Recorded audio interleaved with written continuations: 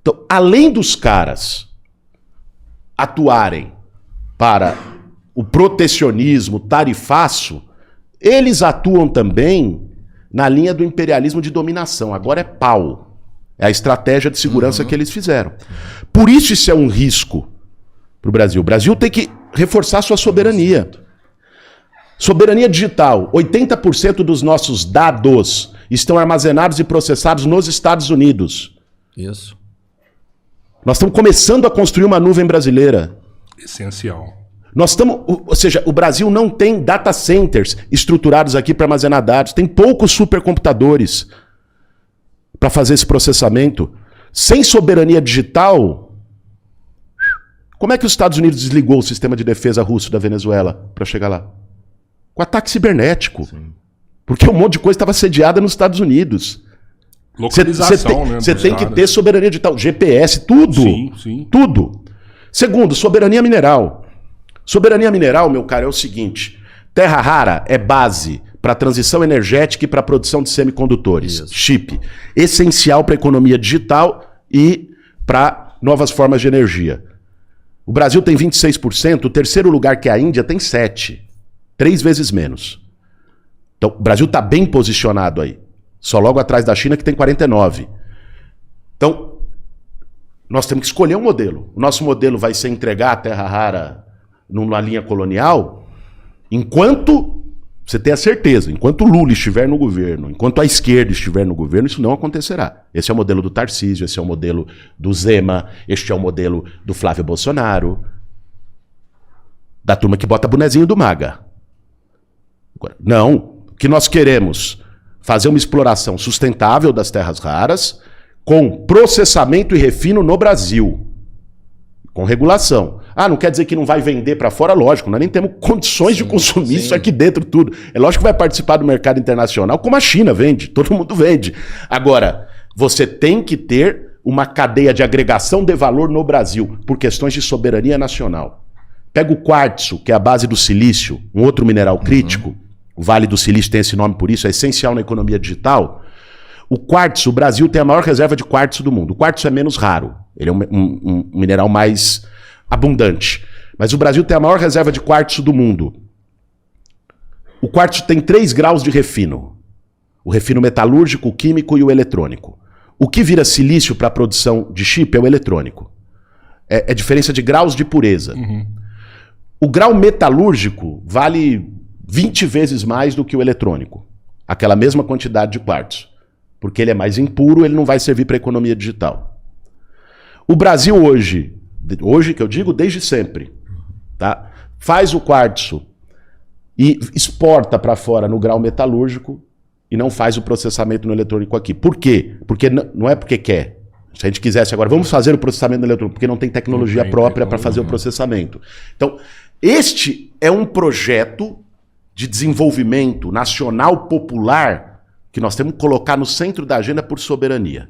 Então eu disse para vocês que tem um risco, e agora termino a parte que você chamou de aula de brincadeira me zoando. Não, mas aula mesmo, pô. Eu termino essa parte dizendo, mas ao mesmo tempo que a gente tem um risco e tem que defender a soberania nacional, base industrial de defesa, soberania digital, soberania energética, soberania mineral.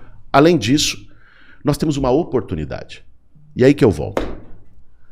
A China ganhou a concorrência internacional e se tornou o modelo mais produtivo. Por quê? Porque ela teve maior presença do Estado. Isso é inegável. Porque os bancos públicos davam crédito lá embaixo. Porque ela conseguia deixar o câmbio barato e aumentava a exportação, controlando o sistema financeiro. Porque ela fazia controle de capitais e não deixava capital especulativo entrar para poder ser abutre na economia chinesa. Porque ela controlou os principais setores e fazia um planejamento econômico. E este modelo, vejam só, pode se chamar de socialismo de mercado ou como queiram, ou socialismo à moda chinesa, eu não vou entrar nessa polêmica teórica, mas este modelo, pura e simplesmente, se mostrou mais eficiente que o capitalismo liberal e ganhou a concorrência do capitalismo liberal. Qual a consequência disso? Todos os países estão retomando projetos nacionais, inclusive os Estados Unidos. Os Estados Unidos está fazendo cadeia produtiva de semicondutores interna. Estados Unidos e a Europa estão usando uma coisa chamada IEAs. Eu não sei como é que é em inglês, mas é um mecanismo de controle de capitais, de seleções de investimento. O país mais capitalista do mundo. Os Estados Unidos foi o líder nos últimos 10 anos em reestatizações de empresas. Os Estados Unidos. Por que eu estou dizendo isso? Porque isso aponta que tem um retorno do Estado. Porque o modelo chinês se mostrou mais produtivo. Tem uma volta de um projeto nacional. Qual é a consequência disso? Você tem um ambiente hoje para construir um projeto nacional como desde os anos 70 não se tinha mais com a hegemonia neoliberal. A hegemonia neoliberal está sendo derrotada pelo sucesso econômico chinês. Resultado, eu acho que se abre uma oportunidade. É assim que eu vejo um Lula 4. Um Lula 4 que Lula pode 4, um quarto mandato. Reestatizar empresas? Não, Imagina o Lula reestatizando a Vale. A Vale. O Lula, essencial. Não, o Lula... e se ele pegar a Vibraz e falar assim, mano, esse aqui tava falido, que é teoricamente o que aconteceu, eu sei que você tem uma luta forte ali, estamos acompanhando lá de perto. Estatizar a Vibraz e falar, não, isso aqui é segurança Estratégico. nacional, é estratégico, esse setor tem que ser nosso, mano. Vocês não falam das armas, porra. Deixa eu falar do conjunto, não. Soberania lógico que falamos, passa por isso sim, pela base industrial de defesa do Brasil, pelo complexo industrial de defesa do Brasil. Mas deixa eu ir além. Eu acho que o que pode acontecer é o seguinte, nós temos um ambiente para um projeto nacional em que, ao mesmo tempo, se tiver com um governo soberano e com apoio social e político, porque isso não é só... As pessoas acham que o presidente é canetado e resolveu. A canetinha resolveu. Para reestatizar qualquer empresa, precisa passar pelo Congresso. Importante a gente saber disso. E nós sabemos qual é o Congresso que se tem. Mas que projeto que eu acho que nós temos que trabalhar?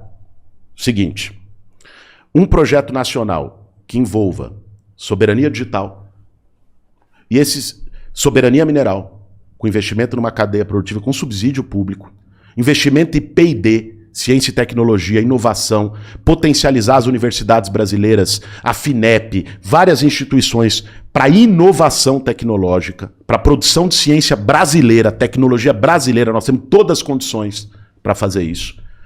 Este projeto nacional, junto com um pacto popular que envolve uma maior presença do Estado em setores estratégicos. Ter condições de um marco regulatório diferente para os bancos públicos poderem ser mais ativos para baixar os juros na economia real. O juro brasileiro é escorchante, é uma agiotagem, é uma roubalheira. A maior corrupção brasileira é esse juros. Um tri que está indo só da dívida pública. Fora o que ele drena do bolso de cada consumidor no cartão de crédito, de cada cidadão. Ou seja, você ter condição de retomar um controle do Estado, se tiver força política para isso, sobre setores essenciais da economia. O Lula defendeu na campanha de 22 a reestatização da Eletrobras, que é essencial. Aí eu vejo gente falando, mas traiu a pauta dele. Meu irmão, nós precisamos de 258 votos no Congresso. Nós temos? Quem está falando pra caralho tem? Então assim, nós temos que ter um pacto nacional popular que aponte para o futuro. E eu acho que tem essa oportunidade histórica pela conjuntura mundial. Olha uma coisa, as grandes viradas no Brasil sempre aconteceram com viradas internacionais. O que permitiu o Getúlio Vargas startar o processo de industrialização brasileira na década de 30? Foi a crise de 29. Se não houvesse a crise de 29, a economia brasileira teria continuado cafeeira e rural, oligárquica, por mais muito tempo. A crise de 29 destruiu a oligarquia do café, o preço foi lá para baixo, e isso criou um espaço, uma oportunidade histórica para falar, vamos apostar na indústria. E o Getúlio construiu uma coalizão de classes naquele momento, de interesses, apostou na industrialização com um projeto que ao mesmo tempo foi popular, com todas as contradições de Getúlio. Ditadura, perseguição aos comunistas, perseguição à esquerda, mas fez um projeto que teve a CLT, que teve a lei do salário mínimo, que teve a criação da Petrobras, que teve a criação da CSN. Quase tudo que a gente tem foi conquistado ali. A estrutura foi ali. Ele tem medo. E a gente está passando pela mesma janela de oportunidade. Eu acho que nós temos uma janela de oportunidade neste momento para um projeto, porque da mesma forma que o mundo virou com a crise de 29, o mundo está virando com este momento de saída, de transição do livre comércio para o protecionismo e da destruição da ordem multilateral. As cadeias globais de valor estão mais desestabilizadas. Vários países começam a retomar um projeto nacional e isso cria um ambiente, um espaço que pode permitir nós trilharmos um projeto mais ousado no médio prazo. Eu não estou falando só de 4 anos. Eu estou falando de um projeto para a esquerda nos próximos 20, 30 anos neste país. Se a gente perde esse time, qual a consequência disso? Cara, não tem lugar vazio. Se a gente perde, alguém ganha. E se alguém ganha, nesse caso, significa que o Brasil está numa encruzilhada histórica. Entre reafirmar sua soberania e dar um salto no seu projeto de desenvolvimento popular e nacional ou virar uma nova colônia. Nesse contexto, o meio termo é um espaço muito miúdo. Assim, a estratégia do imperialismo norte-americano é recolonizar. E a extrema-direita, sem nenhum pudor e vergonha na cara, diz que é isso mesmo. Bota a bandeira dos Estados Unidos no 7 de setembro. Vai lá o Bananinha em Miami e conspira contra o Brasil. Vai o Tarcísio, aqui de São Paulo, bota bonezinho do MAGA e diz que o Lula tinha que dar uma vitória para o Trump. Por que eu acho que essa eleição é decisiva e o papel do Lula?